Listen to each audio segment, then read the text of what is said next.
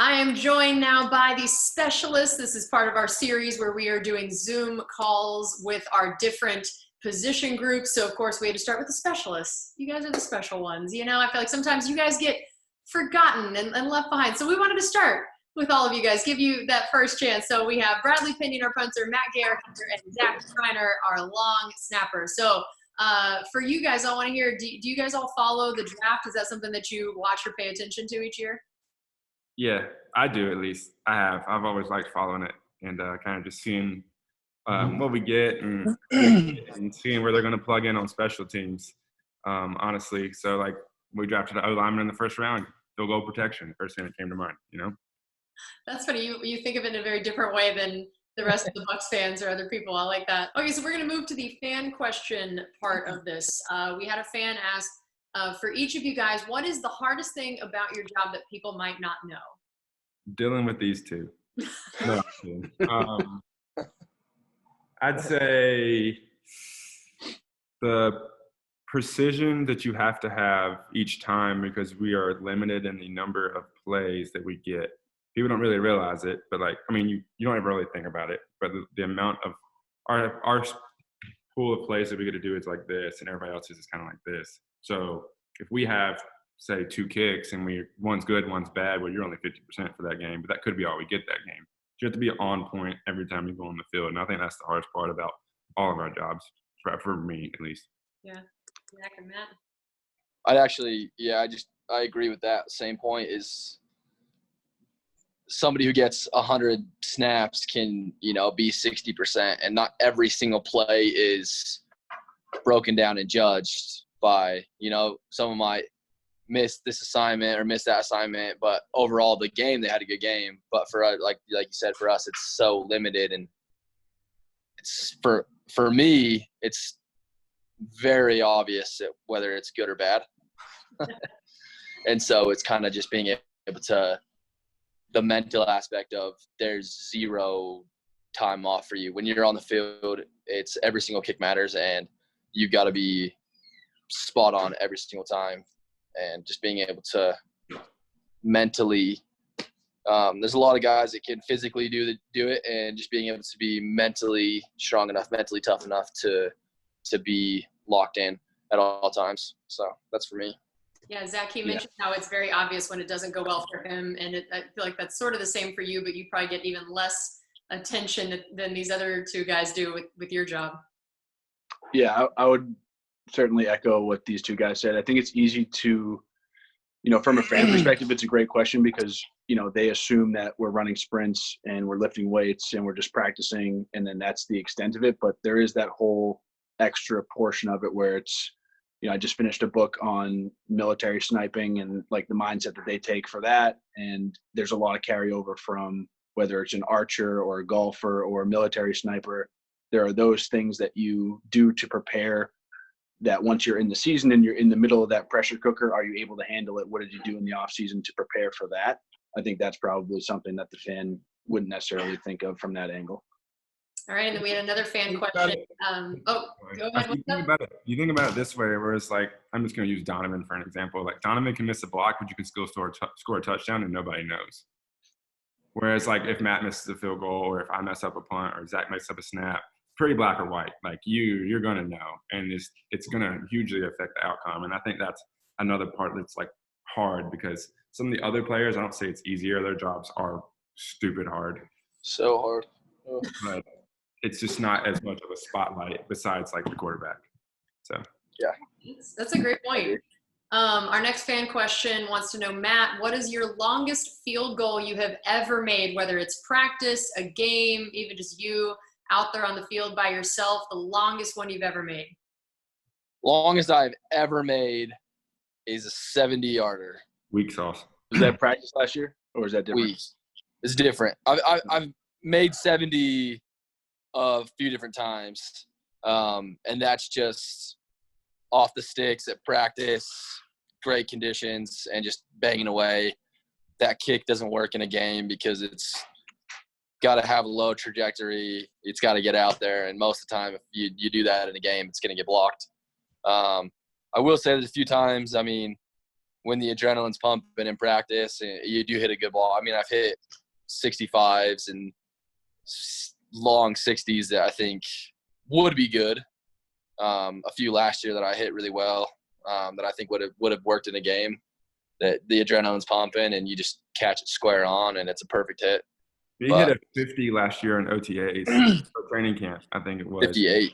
And I It swear went over the net. over the net when right there at the indoor, and I swear to you, would have good from like 78. Like I'm not. It's one of the hardest hit field goals I've ever seen in my career. Probably one of the best balls I've ever hit in my life. So. There was that day of practice last year. You're hitting like, what is it, 68s? Yeah. Pretty easy. Bradley, does it terrify you that your finger is right there where he's also like kicking these, 8-yarders? No, not really. I don't think about it, honestly. I close my eyes. I would think about it. No, if he hits my foot, it's gonna hit probably a lineman on the rear in the end. back of the helmet. It hit me. I'm not too worried. Yeah, I'm not too worried. Zach. I just picture holding the football and knowing, like, just closing my eyes and hoping that my hand is still there at the end of it. No, usually I can tell you by because of how close I am when he strikes it if it's gonna go in or not. Wow, that's crazy. Usually.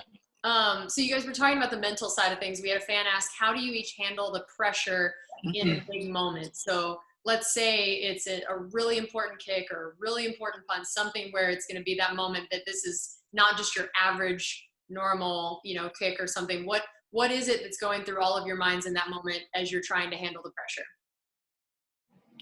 I'll go first because last year I didn't. And I've learned a lot from that looking back at it. And I think sometimes when you're in the moment, you can't really see why. And looking back at some of the kicks I had, I think I got it.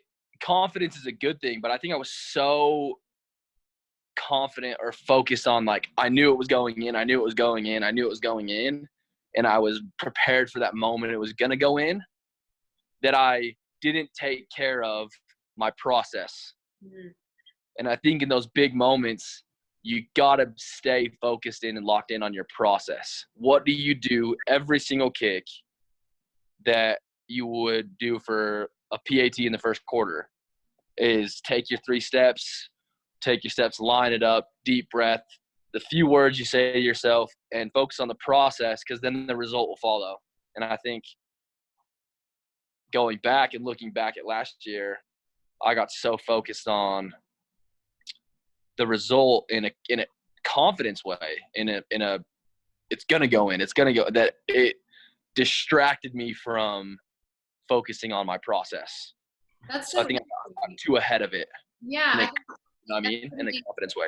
Everybody assumes that if you're messing up mentally in those moments, it's almost that because you're worried about it not going in. Like you're worried about it. And so it's you had the opposite problem of where you were focused. You had so much confidence that then you didn't focus on little details. That's really interesting. Yeah. What about the other guys? What do y'all think in those moments? I think it's kind of piggybacking off of what Matt says. You have to be so confident in the fact that you put in so much work in the off season and in practice and in those situations where you will repeatedly go out there and practice a hurry up field goal where you have like times expiring, no timeouts. We do that probably at least 4 or 5 times a week in practice. You're preparing for these moments and you have so much confidence, you've done it so many times that it's just like you have to rely on the process now. Like, all right, I know I can do it. I've done it before. Just have to go through that process steps. And for me, I'm really good at just tuning just about anything out. You can ask my wife. I can literally tune just about everything out. And so for me, it's really just tuning everything out and focusing on the football and what's at hand. Not trying to get the moment too big or too small, kind of really stay even kill. Kind of like the Mamba mentality, honestly. He never got too high or too low, just kind of staying like straight right in the middle all the time. Being able to do that allows you to focus on that process and just doing what you need to do to be successful in the situation. So is this what you're going to tell your wife now the next time that you like tune out on here, is that you're just practicing, that she's helping you get ready for the season? Yeah, I call it crowd noise. I'm sure that goes over really well. Great. All right, Zach, how about you? I would, to bring something else, I would certainly echo these two. I took a lot from Greg Maddux, who was a pitcher for the Braves back in the day. And, he was one of the most controlled guys when it came to a baseball. He could put it wherever he wanted. And he just focused on throwing good pitches and as opposed to perfect pitches. And, I think that helps a lot when, especially for us, every rep is going to be under a microscope. We're human. It's not going to be perfect. But if you just focus on where your line should be and, focusing on being good, having good reps over perfect reps, it actually takes a lot of that pressure off. We have like a going joke in our room that we never miss and we never mess up. No matter how bad it is, we'll talk about, like, say at practice I have a bad punt. Like, what are you talking about? I didn't have a bad punt. Next rep. You have to have that mentality of like, Next rep. I never mess up. Like, I don't mess up. And you got to have that mentality and that kind of like almost cockiness to be successful. I like that. And I think too, let me just last thing come to my mind is you always want, I think like Zach said, the perfect rep, right? You want the perfect snap right on the hand, laces out, and I want the perfect kick that would be good from 70 that just feels so good off the foot. And a lot of times when you're practicing, I'd have a bad ball that didn't feel great, but it still went in.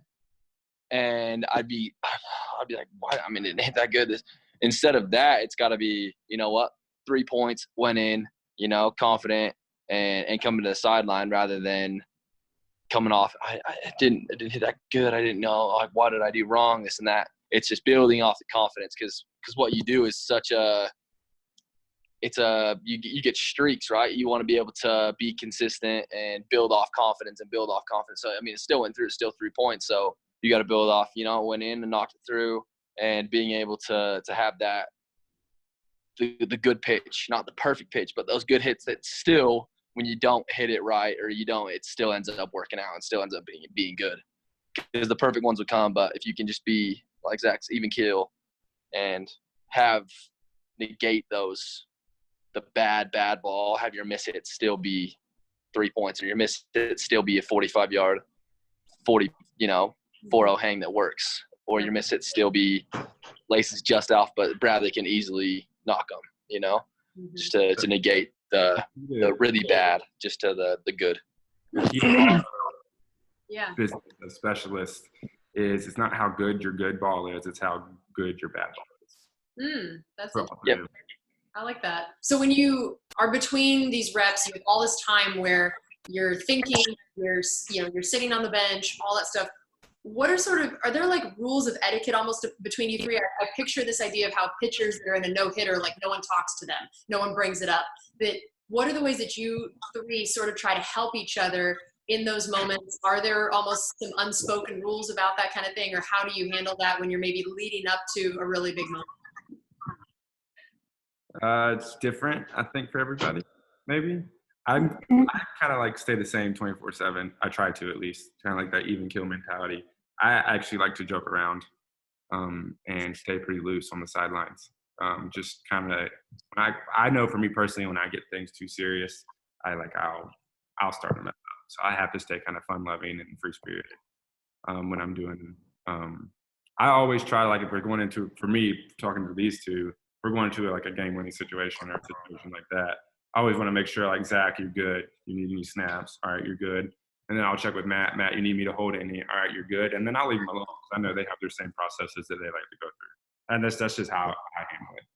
Bradley's probably like the caddy for both of us. I won't speak for Matt, but, Bradley is able to – he has some great experience versus Matt and I were going into year one. So it was really nice to be able to lean on Bradley.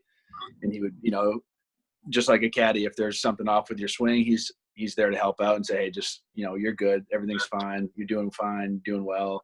And that helped me a lot with that first year, getting that under your belt. And then you realize, like, all right, we can joke around here. And then we got to, turn it back on and lock in for this rep. And then, okay, now we're back on the sideline. We can take a breath and, have a joke. But that was helpful for me.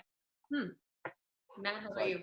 Say you did have a miss and you come to the sideline, you may not get another opportunity for an hour. And so you're sitting there on the sideline for an hour with this miss that just happened. And again, it's being able to have guys like Zach and Bradley you're so close to that can help you evaluate And for me, I like to, you know, I come to sideline. Okay, what happened there? What'd you see? I think you're a little fast. You were a little this. Okay, sounds good. Go hit a few, and then being able to put it aside.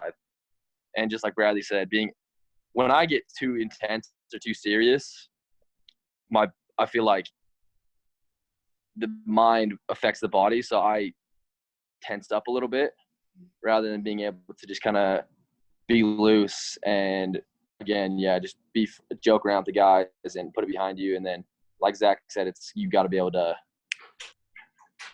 put the jokes aside, lock in, do your business, and then you take care of business. The sideline becomes a lot easier of a place to be for a game, or because you do take care of your business, and it's easier to be on the sideline when things are good. Yeah. I can imagine. That's awesome. Well, thank you guys for doing this. This has been really insightful and cool. And thanks to all of our fans for submitting those questions. So thanks for being part of our position chats, guys. Yes, of course. Thanks for having us. Thanks.